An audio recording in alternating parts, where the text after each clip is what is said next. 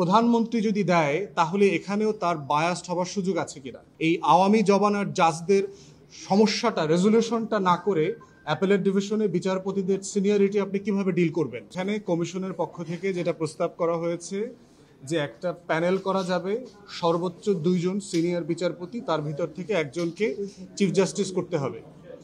এখন এই প্রস্তাবে লার্জলি মোটা দাগে সবাই একমত। কেউ কেউ বোধ করছে যে 2 জন রাখাটা আসলেও ন্যায্য কিনা, বরং তার থেকে একজন যিনি মোস্ট সিনিয়র তাকে চিফ জাস্টিস হওয়া উচিত। প্যানেলের কথা কেন আসছে হচ্ছে গত 16 বছরের জুডিশিয়ারিতে আমরা যে পরিমাণ দলীয়করণ দেখেছি এবং সুপারসিড করবার যে কালচার তৈরি হয়েছে, সেই জায়গা থেকে এই প্যানেল সিনিয়রিটি করবার একটা প্রস্তাবনা আসছে। আমরা বোধ করছি যে এটার ভিতরে কিছু জটিলতা আছে, যেহেতু আলোচনাটা এখন ইনকমপ্লিট, আমরা এখনো পুরোপুরি বলতে পারিনি। তার ভিতরে একটা হচ্ছে এই 2 জনের প্যানেল যদি হয় চিফ জাস্টিস হবার জন্য, সেটা থেকে নির্বাচনটা, মনোনয়নটা কে দেবে?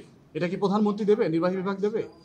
তাহলে প্রধানমন্ত্রী যদি দেয় তাহলে এখানেও তার বায়াসড হওয়ার সুযোগ আছে কিনা। সেক্ষেত্রে একটা বিকল্প কি হতে পারে, সেটা হচ্ছে যদি এটা সংসদে বিচার বিভাগীয় যে সংসদীয় কমিটি থাকবে, যেটা চেয়ারম্যান বিরোধী দল থেকে থাকতে পারে, তাদের সাথে নির্বাহী বিভাগ অথবা প্রধানমন্ত্রী অথবা প্রেসিডেন্ট যাকে এটার ক্ষমতা দেওয়া আছে তাকে একটা কনসাল্ট করবার বাধ্যবাধকতা এখানে দিতে হবে। দ্বিতীয়ত হচ্ছে যে বাংলাদেশে জুডিশিয়াল অ্যাপয়েন্টমেন্ট যেটা হয়েছে, হাইকোর্টের জাজ এবং অ্যাপেলেট ডিভিশনের জাজ, এই আওয়ামী জমানার জাজদের সমস্যাটা রেজলিউশনটা না করে অ্যাপেলেট ডিভিশনে বিচারপতিদের সিনিয়রিটি আপনি কিভাবে ডিল করবেন। কারণ এখনও হাইকোর্ট ডিভিশনের অধিকাংশ জাজ হচ্ছে আওয়ামী আমলে অ্যাপয়েন্টেড এবং হাইলি ইনকম্পিটেন্ট এবং বায়াসড।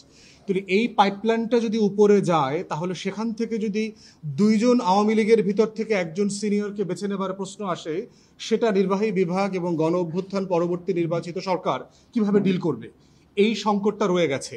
আবার আপনি কি চাইলে চায়ের দাওয়াত দিয়ে ছুটিতে পাঠিয়ে দেবেন জোর করে? আপনি কি ডিসমিস করে দেবেন, জুডিশিয়াল কাউন্সিল করবেন, কি করবেন? এই প্রসেসটা ডিল করতে হবে। তাই আমরা বোধ করছি যে আলোচনাটা আজকে সাসপেন্ড করার সিদ্ধান্তটা কারেক্ট।